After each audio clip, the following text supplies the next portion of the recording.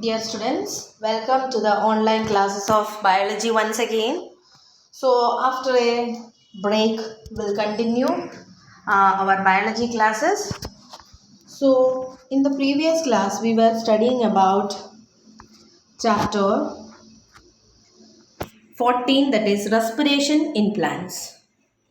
So, we have already seen that respiration involves breathing and cellular respiration, isn't it? So, in plants, breathing takes place through the stomata, lenticels, etc. And in animals, there are what respiratory systems, which involves the respiratory pathways and also respiratory surface where exchange of gases takes place, isn't it? And in cellular respiration, the food that we take, that will be absorbed by the blood, isn't it? And it will be given to each cells, and inside the cells only cellular respiration takes place, isn't it? And in case of plants, how it is, the exchange of gases takes place in the stomata, okay, or through lenticels, etc. And then the oxygen that is entered into the cells, they are used to oxidize the food that they prepared, isn't it, during the photosynthesis process. And by respiration of the food that they prepared and stored, okay, the energy what stored in the food can be released, and that can be used by the plants for their various activities, isn't it? So during photosynthesis, they prepare the food, they convert the light energy into chemical energy, and they store it in the form of food, okay. And during respiration, they oxidize this food, okay. They release the energy stored in this food, and they convert the food into, means the energy, sorry, food not energy, they stored in the food into ATPs, isn't it? So this is taking place in the cellular respiration. And then we have learned that this takes place through different steps like glycolysis, okay, Krebs cycle, ETS, etc. in case of aerobic respiration, and in case of anaerobic respiration, glycolysis takes place, and during glycolysis, one molecule of glucose will be getting converted to two molecules of pyruvic acid, isn't it? Two molecules of pyruvic acid will be formed. And then there are two types of anaerobic respiration, that is, one is taking place in the microorganisms like what, bacteria and all, yeast, etc., isn't it? Certain type of bacteria and yeast, where the pyruvic acid will get converted to ethanol and carbon dioxide. And in some kind of bacteria and animal muscles, okay, in animals muscles, where pyruvic acid is getting converted to lactic acid, isn't it? So this is how the food is utilized by different organisms. One is, in the presence of oxygen, they oxidize the food, okay, and that includes what, glycolysis, then Krebs cycle and ETS, okay, we will study that. And in anaerobic respiration, glycolysis is common, and after that the pyruvic acid formed during the glycolysis can either get converted to ethanol and carbon dioxide in case of what, fermentation that is taking place in bacteria or yeast, etc. And otherwise, okay, the pyruvic acid formed during the glycolysis can get converted to what, to the lactic acid, that as it takes place in case of certain bacteria and in case of muscles, okay. So we have seen that how this glycolysis is taking place, and where is the site of glycolysis? It is inside the cytoplasm, isn't it? And so here what happens is, first, okay, in plants, okay, plants, glucose is derived from sucrose, okay, and which is the end product of photosynthesis, or from the storage carbohydrates, okay. So usually plants store what food in the form of starch. So starch or sucrose, they will get converted to glucose, okay. And sucrose is actually getting converted to glucose and fructose by an enzyme called invertase, okay. And then what, this can enter into the glycolytic pathway, that is glucose or fructose, that will be phosphorylated to glucose 6-phosphate. If it is fructose, then it will be directly phosphorylated to fructose 6-phosphate, isn't it? And then what happened, this fructose 6-phosphate will get converted to fructose 1,6-biphosphate, and then it will be getting splitted into two 3 carbon compounds, that is 3-phosphoglyceraldehyde, glyceraldehyde 3-phosphate or 3-phosphoglycerate, okay, glyceraldehyde. And then what, DHAP, dihydroxyacetone phosphate. Likewise, 2 molecules will be formed. Understood? 2 molecules will be formed from what? Fructose 1,6-biphosphate. And then what happened? This glyceraldehyde 3-phosphate, that will be again phosphorylated to one more molecule, that is another molecule, that is 1,3-biphosphoglyceric acid, okay. 3-phosphoglyceraldehyde will be converted to another molecule known as what? 1,3-biphosphoglyceric acid. Understood? Now in this step you can see that one molecule of NADPH is formed. Then what happened? 1,3-biphosphoglyceric acid will get converted to 3-phosphoglyceric acid, and here 1 ATP will be formed. Then what happens? This 3-phosphoglyceric acid, okay, will get converted to 2-phosphoglyceric acid, okay, or 2-phosphoglycerate, and then it will get converted to phosphoenol pyruvate, and then finally pyruvic acid is formed. So you can see that in the steps, okay, in the steps of glycolysis, here one molecule of ATP is utilized, means it is hydrolyzed, okay. And you can see where all ATPs are formed. ATPs are formed in this stages, that is when 1,3-biphosphoglyceric acid is getting converted to 3-phosphoglyceric acid, and then when phosphoenol pyruvate PEP is getting converted to pyruvic acid, two molecules of pyruvic acid is formed from one molecule of glucose, isn't it? So at that time also one ATP is formed. So during this process of glycolysis, you can see that here 1 ATP and here 1 ATP. So total 4 ATPs from one molecule of glyceraldehyde 3-phosphate only. 2 ATPs are formed, and I have told you this DHAP can also get converted to glyceraldehyde 3-phosphate, and it can undergo the same pathway. Understood? So from one molecule of glucose is only getting converted to 2 molecules of what? 3 carbon compound, that is glyceraldehyde 3-phosphate and DHAP. Understood? So from one molecule of glucose, how many ATPs are formed? There are 4 ATPs, but how much they are utilized? How many ATPs are utilized in the initial steps? 2. So total the net yield of ATP is 2 ATPs, and you can see that how many NADH is formed? 2 NADH, isn't it? From one that is from glyceraldehyde 3-phosphate, 1 NADH is formed, and DHAP also can get convert into what? 3 PGAL, and there also what? 1 NADH can be produced. So total 2 NADH2 are formed.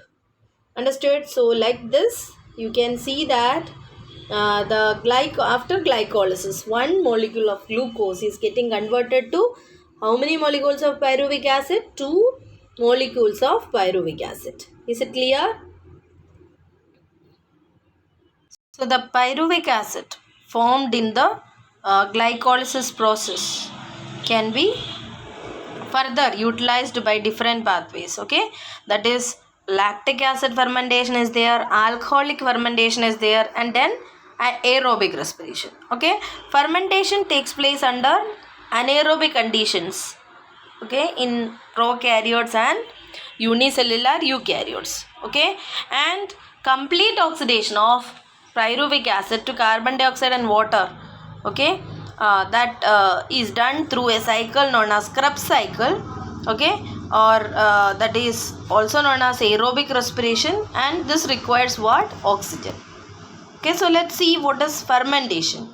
So in fermentation, for example, in yeast, incomplete oxidation of glucose is done. Understood? So here what happened? The pyruvic acid will get converted to carbon dioxide and ethanol, and the enzymes needed for this are pyruvic acid decarboxylase and alcohol dehydrogenase. Okay, so these two enzymes, in the presence of these two enzymes, what are they? Pyruvic acid decarboxylase and alcohol dehydrogenases. Okay, they catalyze this conversion, that is the pyruvic acid will get converted to carbon dioxide and ethanol. Understood? And some bacteria, and also in our the animal cells like muscles. Okay, here also what happened, in the absence of oxygen, pyruvic acid will get converted to lactic acid. Understood? And this process is catalyzed by an enzyme called lactate dehydrogenase. Okay, so alcohol dehydrogenase and pyruvic acid decarboxylase, these are the enzymes needed for the conversion of pyruvic acid to carbon dioxide and ethanol. And the lactic acid dehydrogenase, they help to convert pyruvic acid to lactic acid. Okay, and the reducing agent will be what? NADH2, and which is reoxidized to NAD plus afterwards. Understood? NADH2 will form, means this when pyruvic acid is getting converted to ethanol and carbon dioxide, what will happen? NADH2 will get converted to NADP plus, and when pyruvic acid is getting converted to lactic acid, then also what happened? The reducing agent will be NADH2. Understood? And that will get converted to NAD plus. Okay, so here in this two process, you can see partial oxidation of food only takes place, or glucose only is taking place. Understood? And the energy released is less when compared to the complete oxidation of food. Understood? And around 7% of energy in glucose only is released during this process, and among that also not fully trapped to make the ATPs. Understood?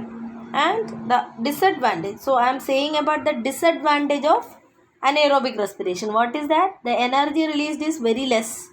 Okay, that is 7% of energy of glucose can only be released, and out of this all the 7% cannot be used to or trapped as high energy bonds or ATP. Only the it is equal to make 2 ATPs. The energy released during the anaerobic respiration of food is enough only to make 2 ATPs. Understood? So like this, what the anaerobic respiration is not profitable for the cell, because a very less amount of energy is only released, but the cells which are adapted to live in this condition can live only by this method. Understood? By undergoing anaerobic respiration. Now, complete oxidation of wood to produce carbon dioxide and water is produced where? In the mitochondria. Understood? So this process where the complete oxidation of food takes place in the mitochondria. Okay, and here oxygen is very much required. Okay, so for aerobic respiration to take place within the mitochondria, okay, the final product of glycolysis, pyruvate first it should be transported from cytoplasm to mitochondria, isn't it? So the crucial events in this process can be concluded as like this, that is the complete oxidation of pyruvic acid by stepwise removal of all the hydrogen atoms, leaving 3 molecules of oxygen. Understood? So that is one of the event, okay, major event. Then the passing on of the electrons removed as a part of hydrogen atoms to molecular oxygen, okay, with the simultaneous synthesis of ATP. Understood? So these are the two major events. First is what? The complete oxidation of pyruvic acid by removing the hydrogen atoms and finally leaving 3 molecules of carbon dioxide. Okay, then when the